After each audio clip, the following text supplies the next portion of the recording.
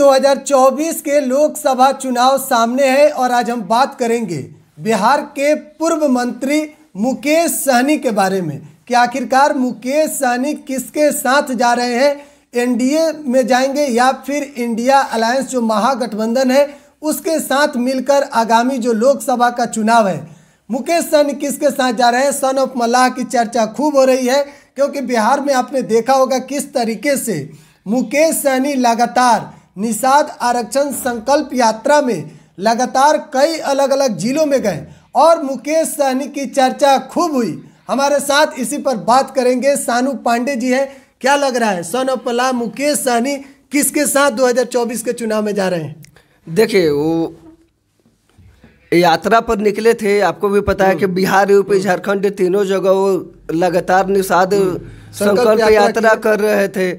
तो उसके बाद में कयास ये लगाया जा रहा था कि वो जाएंगे एनडीए में, लेकिन अभी जहाँ जैसे पता चल रहा है कि वो अगर हाथ थामेंगे तो महागठबंधन का हाँ, ऐसी चर्चा है कि वो जाएंगे तो महागठबंधन प्रसाद यादव के हाँ, लेकिन उनका जाने से पहले भी रुख क्लियर है कि आप सुने ही हैं सभी मंच पे कि जिस तरह से पहले उन्हें एनडीए ने ठगने का काम किया। वो कहते हैं कि एनडीए ने हमें ठग लिया कि आरक्षण देने की बात बोले थे लेकिन बोले नहीं। लेकिन अब की बार जाएंगे उसी दल में जो हमारे सरकार में आने के बाद में हमारे समाज के लोगों को आरक्षण देगी। तो चर्चा अभी हो रहा है कि वो अगर हाथ थाम सकते हैं तो महागठबंधन का, वहीं कुछ चर्चा हो रहा है कि अगर वो जाएंगे तो एनडीए में जाएंगे। तो लेकिन देखिए कि जिस तरह से वो रैली करके प्रेशर पॉलिटिक्स जो होता है, प्रेशर पॉलिटिक्स के लिए वो भी अब जाने लगे हैं। तो हो प्रेशर पॉलिटिक्स किए हैं, बिहार के नेताओं को अपना रुतबा दिखा दिए हैं। जो हमारे नाव पर सवार होगा उसी का नैया पार होगा। निषाद समाज रामचंद्र का नैया पार लगाया था, तो जो हमारे नाव पर सवार होगा उसी का हम नैया पार कराएंगे। क्या लग रहा है? नहीं, देखिए, पहले की अपेक्षा हो सकता है कि ये भी कर ले, क्योंकि पहले की अपेक्षा मुकेश सहनी की पब्लिसिटी अभी बढ़ी है, लोग उनको सुन रहे हैं। और ख़ासकर देखिए, नैया पार लगाने के पीछे जो बात है इसमें थोड़ा सा संकोच लगता है। संकोच क्यों लगता है? क्योंकि जब वो आए बिहार में पॉलिटिक्स में उतरे तभी से ही अपने नाम के पीछे क्या लगा लिए, सन ऑफ मल्लाह। तो आप क्या निर्देश समाज के नेता है, अपने समाज को आगे बढ़ा रहे हैं, तो आपको लगता है कि सिर्फ निषाद समाज की राजनीति करके आप सत्ता पा लीजिएगा जी? ये कोई अपने समाज को आगे बढ़ाना, अपने समाज को आगे बढ़ा रहे हैं, बढ़िया बात है, सब कोई बढ़ाए। लेकिन सिर्फ जिस तरह से अपने समाज के बात को लेके चलते हैं, लगातार निषाद आरक्षण की बात कर रहे हैं, तो लगता है कि जहाँ से वो चुनाव लड़ेंगे वहाँ पे सिर्फ निषाद समाज के लोग ही उनको वोट देंगे।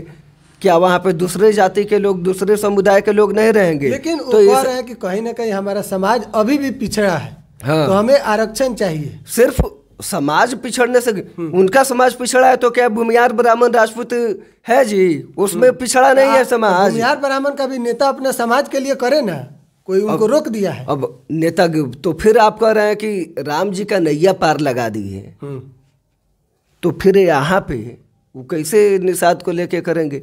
हालांकि उनका भी स्पष्ट रुख है कि ठीक है समाज को आगे बढ़ाए, लेकिन हो सकता है कि अब की बार वो टिकट, जैसे बीच में सुनने में आ रहा था कि दहाई आंकड़ा में मांग रहे हैं, तो दहाई आंकड़ा में मिलने वाला नहीं है। अगर मिला भी तो हो सकता है कि 1-2 सीट जीत जाए, लेकिन नैया पार उनके भरोसे नहीं लगने वाला है।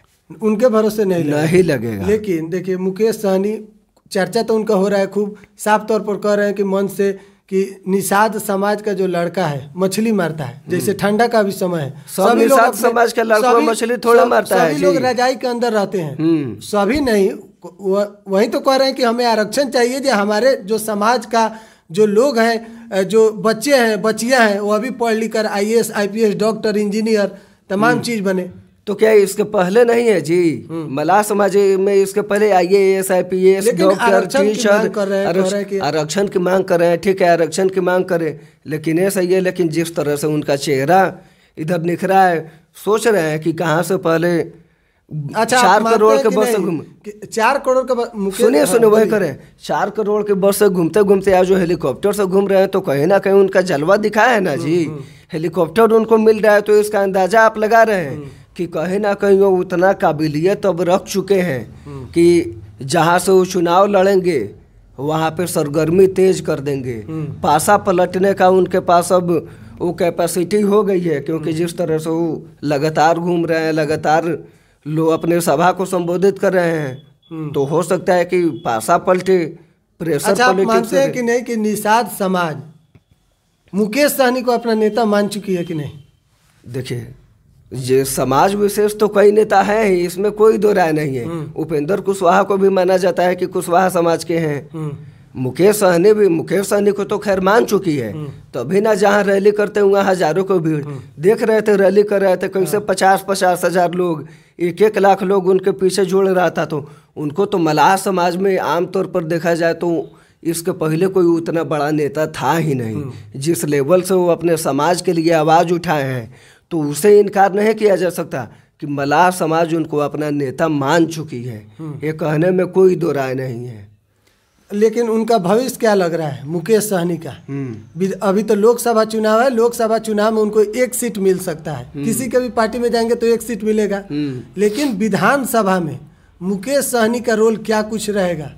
और आपको लग रहा है कि आरक्षण की जो बात कर रहे हैं, फिलहाल उन्हें आरक्षण मिल सकता है? अभी देखिए, आरक्षण के स्पष्ट नहीं कहा जा सकता है कि आरक्षण कब मिलेगी, क्योंकि इसकी कोई तय सीमा तो है नहीं। इसके पहले एनडीए में थे तो मंत्री भी उनको बना दिया गया, तो क्या किए, मंत्री बनते बनते आरक्षण वाला जो बात है ना, वो आरक्षण वाला बात भूल गए। जो लोगों से पूछा जाता है तो कहते हैं कि बहुत कम दिन मुकेश सहनी मंत्री कैसे कम दिन? आप किस तौर पे गए थे जी? उनको मंत्री का जो पावर मिला तो भूल गए, लेकिन अब देर से ही जगह है। अब देखिए, अगर इस स्टैंड पे काबिज रहते हैं तो हो सकता है कि उनके समाज को आरक्षण मिल जाए तो कहीं ना कहीं बढ़िया होगा। और वही मुकेश सहनी जी अब की बार हो सकता है कि लोकसभा चुनाव लड़े, सभी समाज को लेकर चले, क्योंकि उनको भी पता है कि सिर्फ मलाह समाज को लेकर चलने से चुनाव नहीं जीत सकते हैं।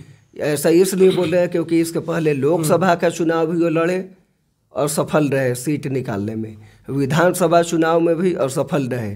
तो अब की बार जिस तरह से उनकी पब्लिसिटी बढ़ी और आम दूसरे समुदाय के, दूसरे वर्ग के लोग भी कहीं ना कहीं उनके बातों से स्पष्ट तौर पर थोड़ा उनके प्रति जागरूक दिख रहे हैं, समर्पित दिख रहे हैं, तो हो सकता है कि अब की बार चुनाव लड़े तो चुनाव निकाल सकते हैं। सरकार पे, जिस सरकार में भी जाए उसे मांग कर सकते हैं कि हाँ आरक्षण दीजिए। चलिए, बहुत बहुत धन्यवाद। आप लोगों की क्या राय है कमेंट बॉक्स में ज़रूर बताइएगा। बहुत बहुत धन्यवाद।